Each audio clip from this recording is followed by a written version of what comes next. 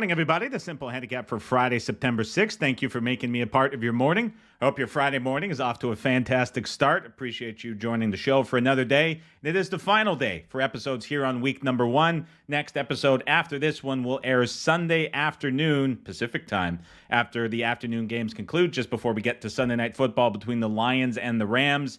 If you've enjoyed the week so far and you've been enjoying the content, would really appreciate it if you're listening on Apple or Spotify. If you just have a second out of your Friday morning, hit pause, scroll down, leave a review and a rating. If you have an extra second to spare, leave a sentence or two. Helps me a lot with the show, helps the show get noticed by more people as well. And the more people listening, the more content that I'm going to be able to do. If you're watching this YouTube live stream, the subscribe button for the RAS Picks channel is down below. There's also a thumbs up button. Doing these episodes every morning, 5 a.m. Eastern, 2 a.m. Pacific time, throughout the course of the season, with the longer episodes on Sunday as well. So I appreciate everybody for taking time out of your morning. So far, we got a long way to go, but it's been a great start to week 1. Now, I did some reaction content for the first time ever.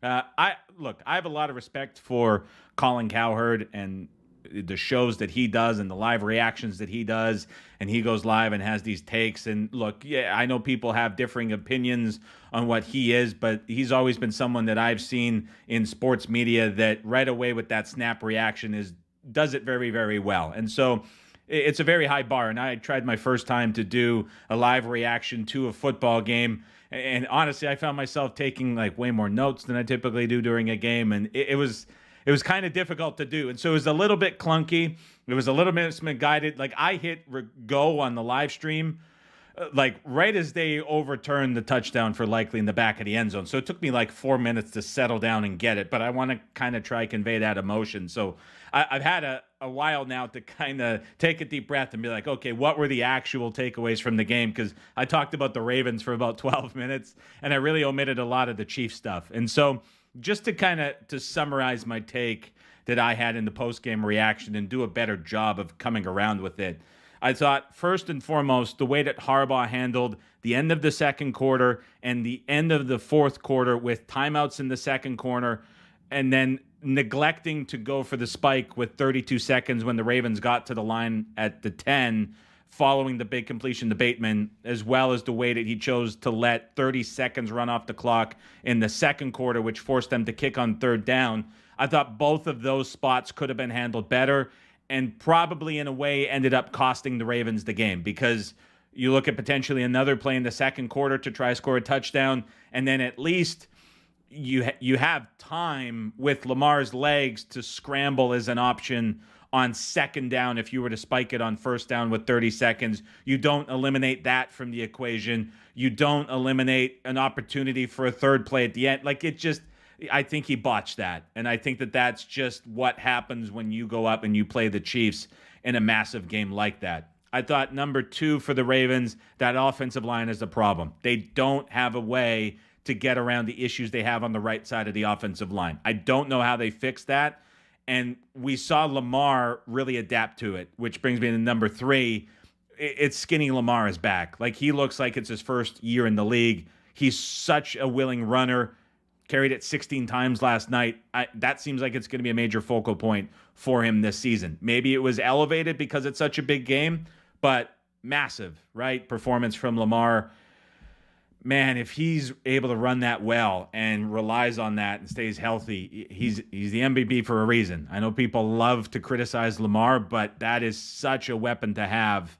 That's huge for them if they can figure it out. And then the last take I had on the Ravens was defensively, we saw Zach Orr really go away from the blitz. And I think that was obviously influenced by Mahomes a little bit. You don't want to blitz Patrick Mahomes. Teams get burned when they do. They had one blitz in the first half, waiting to see what the next-gen stats have for total blitzes.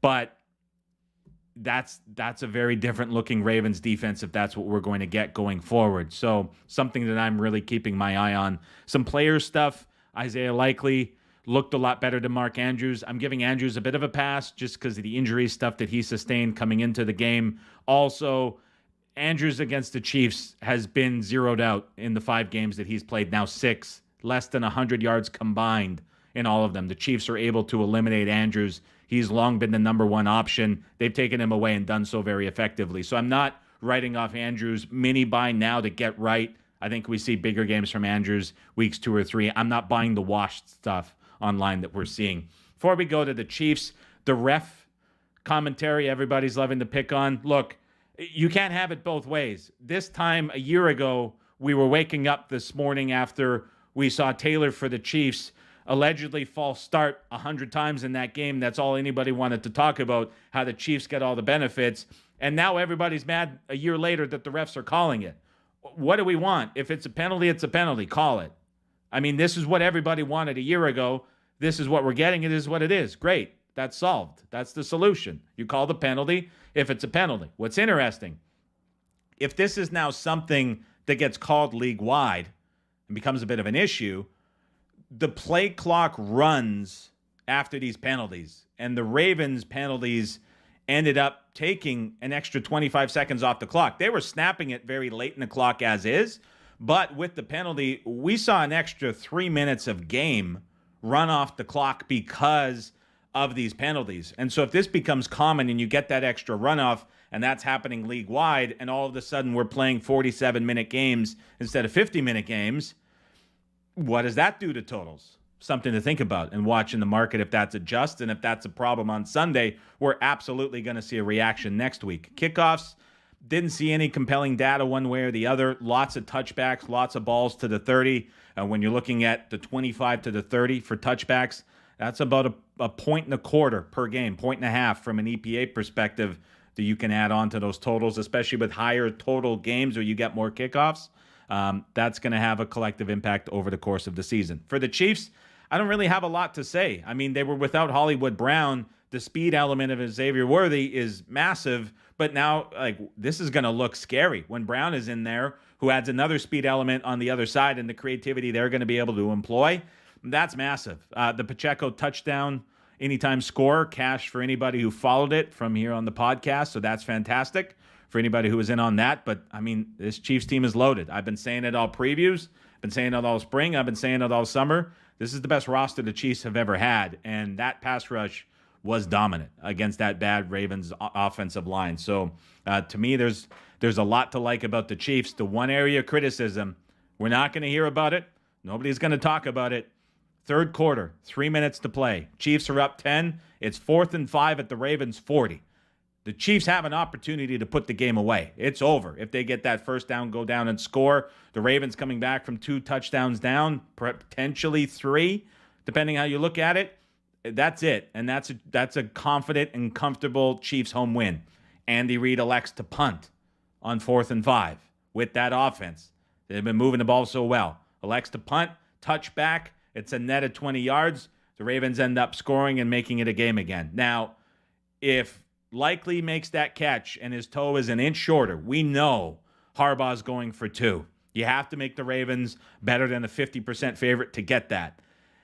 If this game ends up 28-27 Ravens, that punt that Andy Reid decided to make in that spot is going to be viewed as one of the more cowardly, I think, that we would have seen for the duration of the regular season, given the circumstance, given the spot. And it's something that he's fell into over the years. He's been bailed out a lot by it, but that certainly stood out to me as a potential game-changing moment that in the end didn't matter because the Chiefs end up winning 27-20, but something to watch in the future with Andy Reid, who's obviously well-respected as a coach, and that's certainly not to knock him, but a bit of a break there for the Chiefs getting away and out of it with that. So with all that said, we get to the market rundown for Friday, September 5th, the final market rundown of NFL Week number 1. Again, the next episode of The Simple Handicap will air Sunday afternoon after the afternoon games. Here we go. Starts tonight. I say starts, but we're already going one game into Week 1. Green Bay Packers on the road at the Philadelphia Eagles. Eagles a 2-point favorite, and that number whittling down just a little bit. We get later in the week. Limits get higher. Start to see Packers money really come in. That's a pretty strong position being taken on the Packers. For me in this game, I've said it all week, and I'm still on it, and I still like it. I'm looking at the over in this game. It is 49 at Circa. We're seeing 49 at Pinnacle, 49 at FanDuel as well. I think that total is going to go up. Now, if we somehow get to 51, it's going to make a U-turn and come back. People are not going to pass up under 51 on a neutral in Brazil with these two teams. But at 49.5, I do think there is still value to look at on the over at anything better than 50. So if you're seeing that high 49, you're getting two new defensive coordinators with scheme changes making their debuts against great offenses. I'll look for points in this one. We get on to the Sunday games. It is the Jacksonville Jags on the road at the Miami Dolphins, 3.5. Now getting a little bit softer for Miami. Even money this morning at Chris. Even money at Circa. Buckeye down to 3, minus 120. Total in this game holding steady at 49. Interesting when you look at it. We'll talk about, I mentioned two releases yesterday on games that we'll get to a second. One of them earlier in the week from the same group on the Jags at 3.5, and that's a pretty well-respected opinion. But now with the Jalen Ramsey news and his what seems to be trending to be unlikely to play in this game, you're looking at backups coming in for Miami against this Jags offense with the retooled offensive line and the vertical downfield passing game being implemented that I talked about. I don't know how you're not looking at the over in this game as well at 49, because Miami in September with McDonald, extra time to prepare against the Jags defense that is switching to a man coverage front with Ryan Nielsen. That's a nightmare matchup. And so if the one big defensive piece that Miami kept over and is healthy is unable to go, it's wide open for both of these offenses. So, I look at the over in this game and like that one quite a bit. Pittsburgh on the road at the Atlanta Falcons. Atlanta 3, minus 125 at Chris, minus 120 at Buckeye, 3.5, minus 05 at Circa, FanDuel, BetOnline, and DK as well. Total in this game, 42. Big news is Russell Wilson, limited in practice with a hamstring injury. It's a bit of a mystery what we're going to get when we're trying to project if Russ is going to be on the field or not. He's added to the injury report. Mike Tomlin named him the starter. He was expected to start. The calf issue has evidently continued to linger. His status is labeled as firmly up in the air. So what do we get if it ends up being Justin Fields in this offense? Makes the release on the over, I think, a little bit more worrisome than if it was going to be Russ on there, but we took that number much earlier in the week at a much lower price. But I would much rather have Russ in leading the Steelers offense in this matchup than I would have Fields when looking at that over. So if Russ is ruled out, I do think we see this total come down off of 42. Wouldn't make me change my mind on the release all in all, but it would certainly be a difference as we look at that.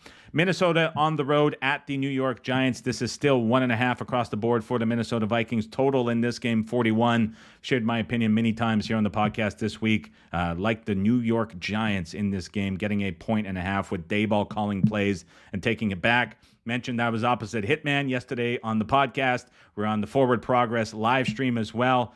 And we're going back and forth a little bit on it.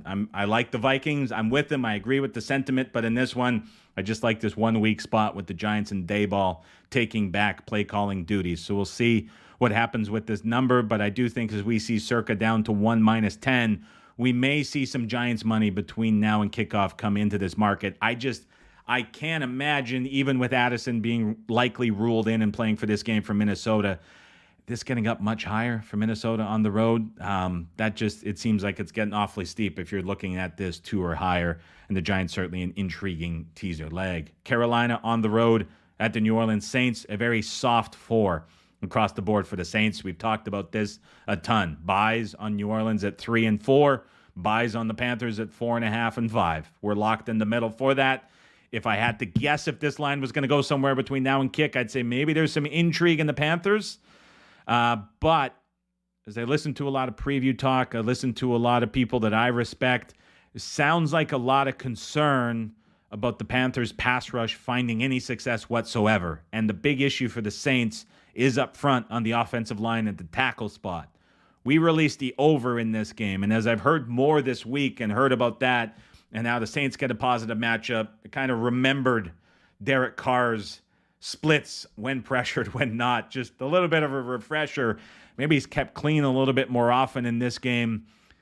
I think both offenses look better than expected in this game, so I still really like our over released earlier in this week in 41.5. I still is a look you have to consider. New England on the road at the Cincinnati Bengals, 8.5. is still the spread for Cincinnati across the board. Total in this game, 41. We're firmly on the under here at 42, as mentioned a lot. Cincinnati, an 8.5-point favorite. This is all going to be dependent on Jamar Chase news. Yesterday on the injury report, we saw T. Higgins pop up for Cincinnati, but he said that he is 100% good to go. So whether that was a rest day, something else being handled, a bit of a mystery in terms of why he hit the injured report is limited, but sounds like he is going to be good to go. So the way I'm looking at this, if Chase is in, Higgins gets the final green light now, I guess. I think we see this get to 9 or 9.5, which is an irrelevant number when it comes to NFL betting, but just above that teaser window, I think we see that go up, and I think we see the total hold. If Chase, for some reason, despite what the Bengals are trying to do, what he's trying to do is not on the field, I think we see this get down to 7.5. I think we see the total get back to 40. Tennessee on the road at the Chicago Bears. Titans money continues to come into the market, 3.5 across the board. This was anticipated yesterday. 44.5 is the total, down from the peak of 45. DeAndre Hopkins trending towards playing is the latest news that we heard Thursday. That would be a big boost for this Tennessee Titans offense. I think Tennessee, when you look at this, getting support from a popular podcast that gave it out as a bet yesterday, that got all of the fours taken off the board. But you're looking at this, and it is potentially a very impactful wide receiver coming back for Tennessee in an offense that looked good in the preseason against the Bears offense with a rookie quarterback needing to cover by margin at home. Easy to see why the Titans were popular earlier in the week, as we talked about, at 4.5, and we continue to see Titans money come into the market. Arizona Cardinals on the road at the Buffalo Bills. Buffalo, a 6.5-point favorite from left to right across the screen. Total down from 48 to 47 with a ton of running anticipated from both offenses. Houston on the road at the Indianapolis Colts. Things not looking positive for Josh Downs, wide receiver for Indy. That's going to make an interesting split in prop pricing between Pierce and A.D. Mitchell. We'll see how books handle that. Total in this game from 48 up to 48.5 and leaning towards the over. Like the Colts in this one, 3 minus 20 with that run game we're going to see from Pierce and Taylor attacking up the middle. Las Vegas on the road at the LA Chargers. It is LA a 3-point favorite as the consensus across the board. Total in this game, 40.5 and trending lower. Brock Bowers is good to go. That interview that he did in the locker room threw me off guard. He looks like he's 38 years old going into his first year in the league. He's good to go for the Raiders. That's significant. What also I thought was more significant than other folks in the group thought was the likely loss of DJ Chark for the Chargers, who missed practice for a second day in a row. We went back and forth. I was looking at Chark as wide receiver 1, and that's only because I'm not putting McConkey in as wide receiver 1 as a slot guy in off the bat for the Chargers with high expectations. I was looking at Chark as the guy coming over. There was back and forth between whether or not it's him or Josh Palmer. I defer to Daniel Popper, who has Chark in as the main X receiver, has Palmer in otherwise. Lots of back and forth on that. The point is the Chargers, they don't have good receivers to begin with. And I think Quentin Johnston is looking at potentially a 4th or 5th role, potentially a bench role. We'll see after just making the 53. The Chargers added a fullback, as we talked about yesterday. Everything about this sounds like just Chargers running it as much as possible, but perhaps I was overestimating the impact of the Chark injury as we talked about it in the group. Washington on the road at the Tampa Bay Buccaneers. And so the rookie QB trend has been making the rounds and how much they struggled. I heard Rich Gannon on with Mitch and Pauly. He had a great segment. One of the few ex-players doing a betting segment that I thought it was really well done. He mentioned how bad the rookies are. I believe it was 4-22 against the spread for first-rounders. Certainly a lot of that went into the Tennessee money that came into the market, as we talked about. Different scenarios. You have Williams laying margin. Here you have Washington with Daniels getting more than a field goal. So different scenario, but perhaps Bowles against rookies and young quarterbacks is going unnoticed, as he has a dominant track record against rookies as well. And so you have a spot here where historically these quarterbacks do not win games, and historically these quarterbacks really fall short of expectation against Todd Bowles and his defense. This, to me, seems like an equally bad spot for Washington. as perhaps it's being viewed as a bad spot for the Chicago Bears. Obviously, price is a difference. I just can't ignore how they're kind of being treated differently because the Commanders have taken money and this has come in. I look at the Commanders secondary as a disaster. I think everybody does. We've talked about the worst graded cornerback unit by Mike Clay coming into the season. Perhaps I should be more interested in Tampa Bay than I am. And maybe a guy gets there by Sunday is what I'm getting at. I'm still worried about the rain. Otherwise, it's Mike Evans overs, despite the lingering concerns about his ACL and MCL that maybe aren't fully reported yet, but we'll see what that looks like. But to me, the Buccaneers offense might be wide open. But the rain, as we've talked about all week, having an impact, still a high chance, still Florida, still trying to guess.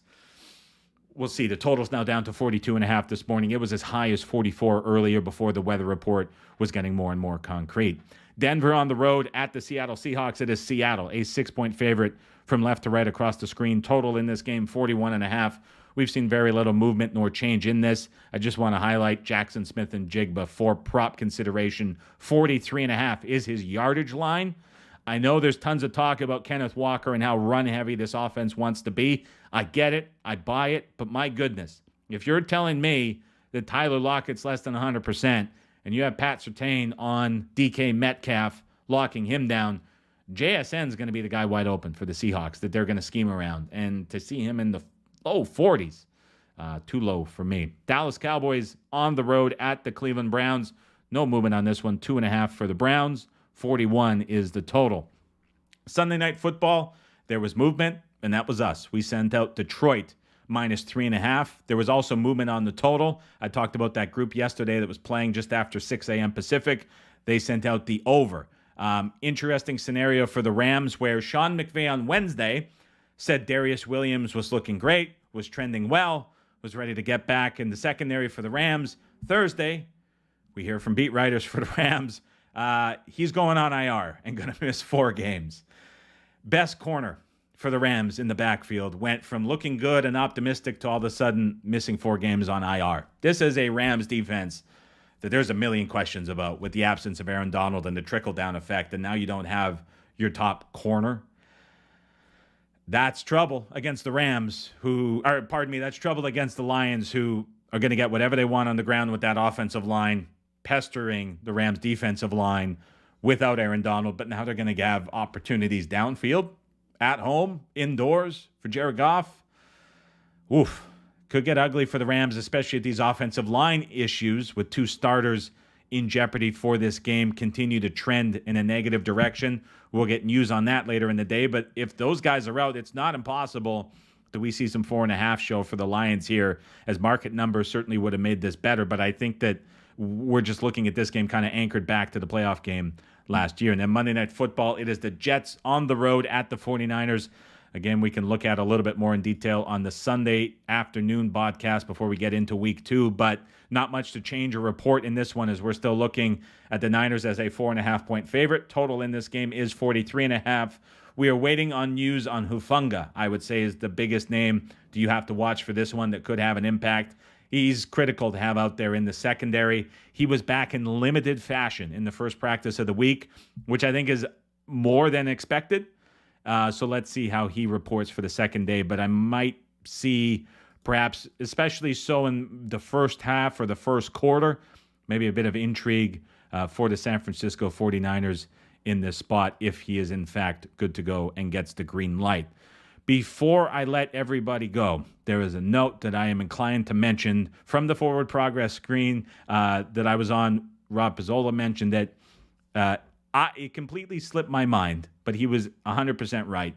We were talking about the game tonight being played in Brazil, and he brought it up where he said, wasn't Matt LaFleur the coach who went to London and had a lot of issues because he was talking about the body clock and the food and everything? And I looked it up on stream. Sure enough, so it was the 2022 game against the Giants where the Packers blew it late, and it was just a bad offensive performance from the Packers. And Matt LaFleur refused to talk to media about the London scenario after because he had such a bad experience and hated the fact that they had to go to London so much.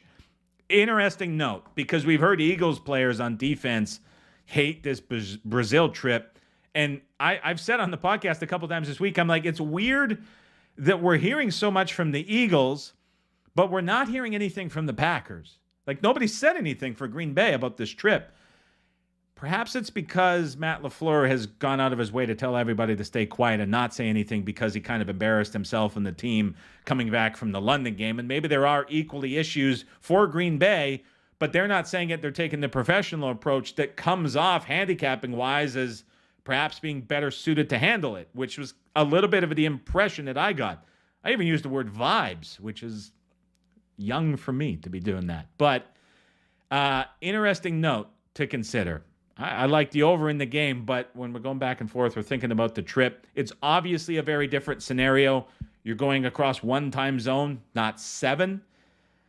But yeah, interesting note that completely set my mind. So call out for Rob for mentioning that. Believe he listens to the show often. If he does, he's listening to this, perhaps on his way to getting around the golf on a Friday morning. We'll see. But wanted to call him out for that one. All right, that'll do it for me today. Again, thank you everybody for stopping by for week 1 here on the show. Have a fantastic Friday. Enjoy the game tonight. Have a fantastic weekend. Enjoy the game Sunday. We'll be back on Apple, Spotify, and here on YouTube with the Sunday afternoon week 1 reaction, plus week 2 opening line stream after the afternoon games conclude just before Sunday.